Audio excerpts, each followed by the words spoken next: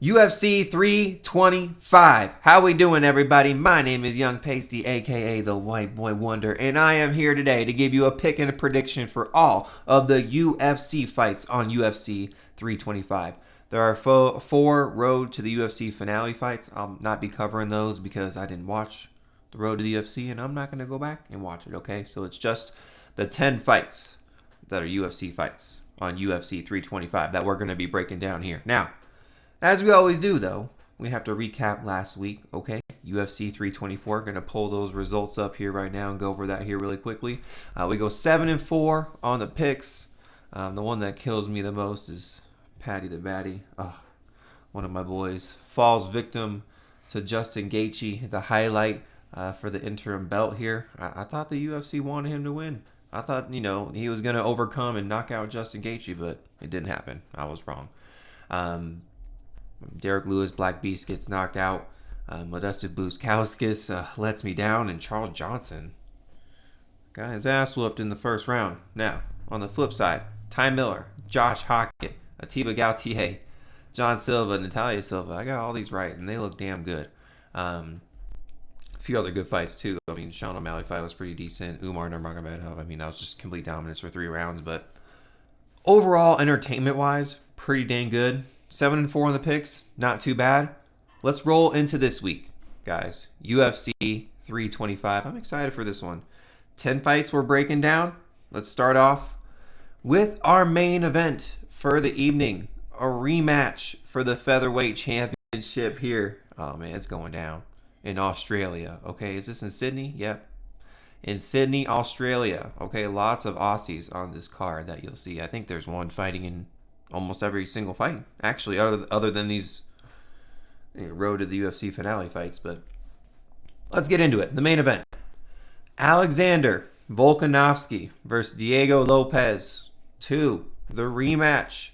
Odds on the fight -155 for Volk, +125 for Diego Lopes. My pick for this fight. I'm going with Alexander Volkanovski, man. I think this fight's going to play out very similar to the first fight. Mostly striking, very competitive rounds. Volk mixing in takedowns, or at least attempting to. And initially, I was leaning Lopes here. I was really leaning Lopes, but I couldn't do it. I couldn't come to terms with it because of how that first fight played out. Now, if anybody's getting chinned here, it's going to be Volk, and that's kind of my scary thought in the back of my head, like it could happen, right? Lopes, he's not going to get knocked out. We've seen his chin tested, to the limit in multiple fights. Most recently here with John Silva. So I don't think Volk's going to fold, Diego Lopes there. And he had some good shots on Lopes, but and they rocked him, but it didn't really stun him to the point where he didn't know where he was at. You know what I mean? And I doubted Volk last time. I did. I thought he was, almost washed. But, he's fighting the best of the world, right? So, after getting finished by, a couple of times and at his age, I thought he was just declining there. And it was Diego Lopes' time. But, that was not the case, right? And I think it's going to be, again, a close, back-and-forth banger to end the night. And I think Volk gets his hand raised, okay? His counter game, his retreats, his defensiveness in the last fight was just top-notch. He caught Lopes on so many counters coming in. And did Lopes clean that up? You know what I mean? Did he clean up his striking defense? And, he was on the pressure, right? He was constantly pressuring Volk the whole fight, had him on the back foot. But you can pressure somebody, but still get pieced up. You know what I mean? And I think Volk's going to catch Lopes looking a lot once more. Volk's fighting at home. Lopes deserves this rematch, but I don't think I can back him here. So Alexander Volkanovski by decision. That's my official pick for this fight. Let's go. Co-main event, we have Dan Hooker versus Benoit Saint Denis. Odds on the fight, +260 for Dan Hooker, -330 for BSD. My pick for the fight is BSD, Benoit Saint Denis. Now, first off, let's put some respect on Dan Hooker's name, okay? This dude's a dog. He's put on some great performances in the UFC, but he's just awful against people who can grapple. Okay, let's take a trip in the past, shall we, guys? Okay. Arman Sarukian, easy sub. Gamrot Turner, Yes, he technically did win those fights by split decision, but they were very close, and he spent lots of time on the ground. Islam, easy sub.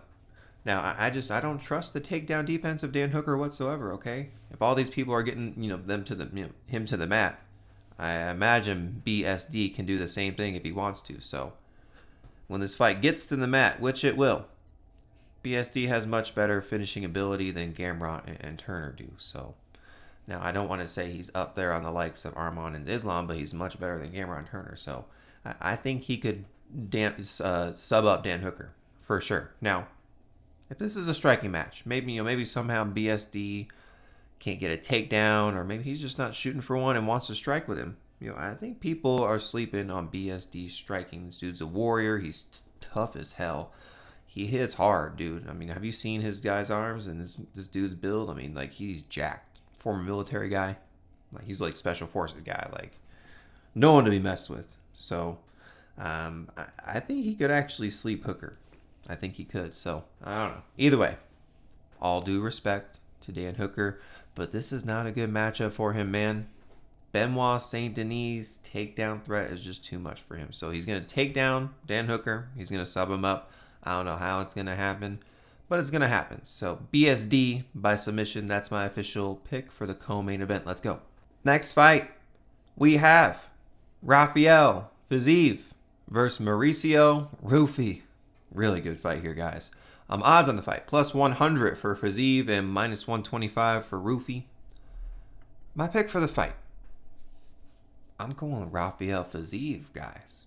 I'm going Rafael Fiziev. This dude is really good, and people have forgotten how good he is.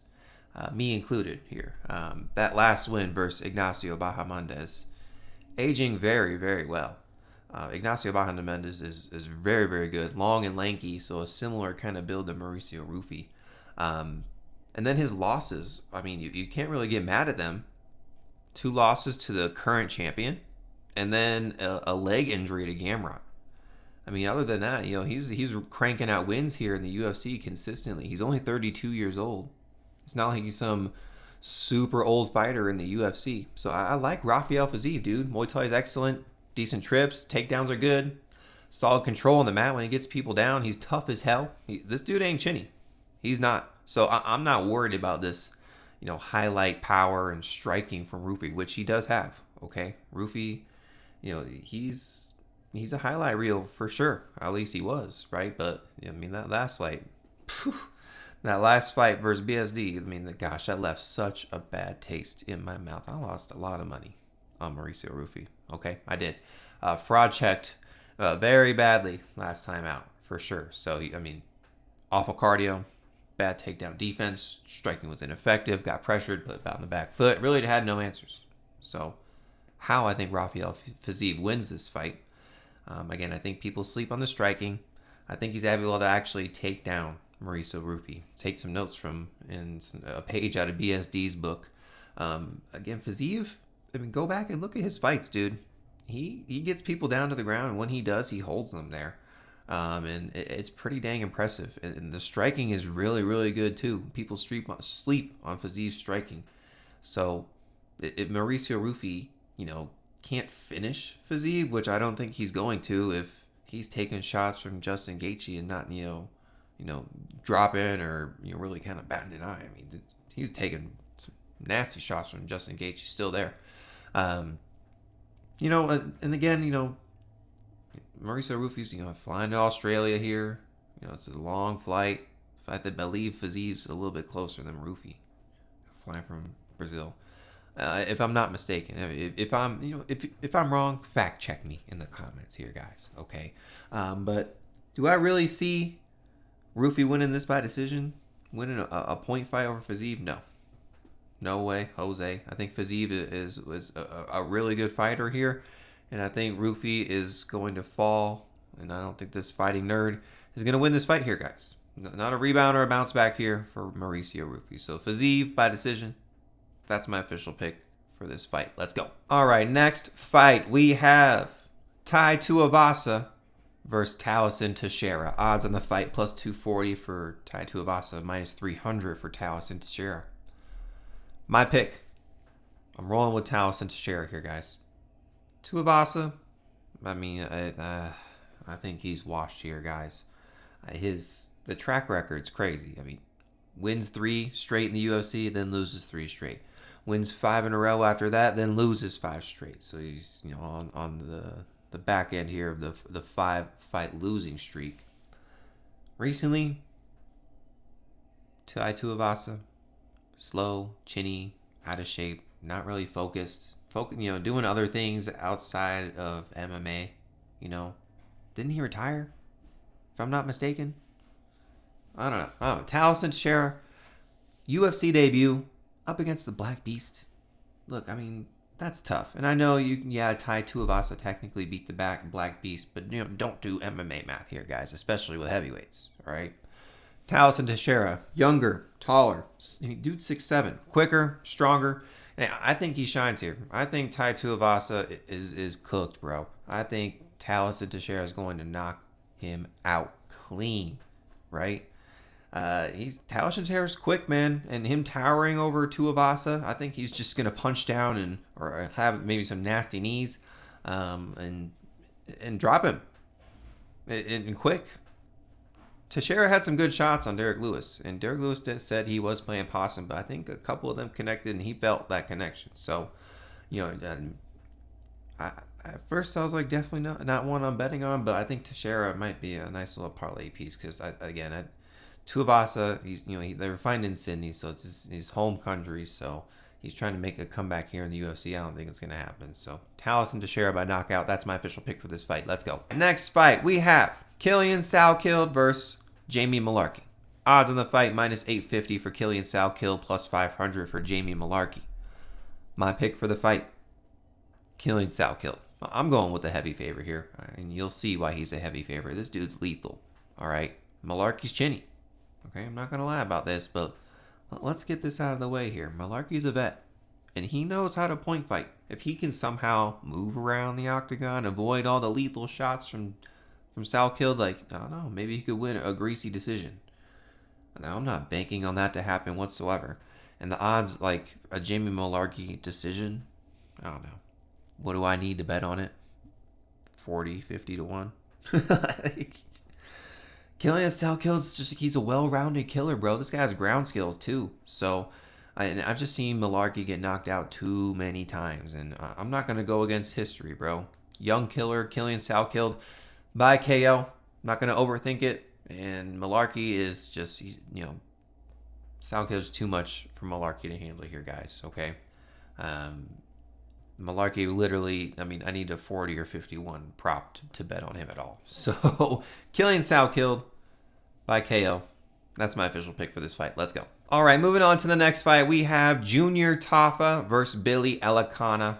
Odds on the fight, +180 for Junior Tafa, -220 for Billy Elikana. Is this a joke here, guys? My pick for the fight is Billy Elikana. I am never backing a Tafa brother ever again, and quite frankly, Elikana has surprised me. He's actually a better fighter than I thought. Okay, win over Ibo Aslan, a power puncher, and Kevin Christian, a Dana White Contender Series alum. So I think the striking's a lot better than I thought, and I has a really decent ground game. Okay, it's enough for me to beat a Tafa brother. Okay, horrible takedown defense, horrible cardio. Tafa has a powers punch, but if somebody wants to take him down, they will. I think Billy Elikana is going to do that. I think he's going to sub him up easy. So, Billy Elikana by submission. That's my official pick for this fight. Again, one that I'm not going to overthink.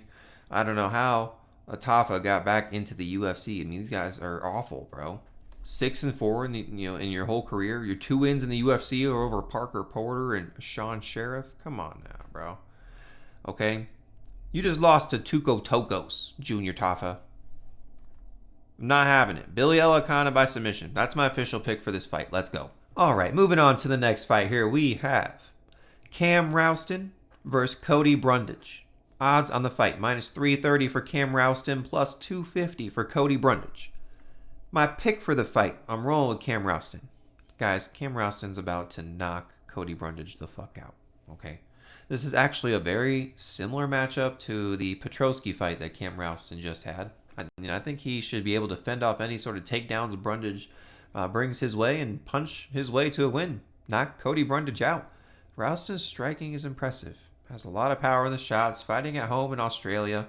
If Petroski could not get Cam Rouston down to the mat, I don't think Cody Brundage will. Okay. Since the Torres Finney fight on the Dana White Contender Series that Cam Rouston had, yes, he had a fight with him. I just think he's improved massively, man. And let me just say this. I have to get it out of the way. Every Cody Brundage fight, something weird happens. Okay, I mean, have you guys seen his record?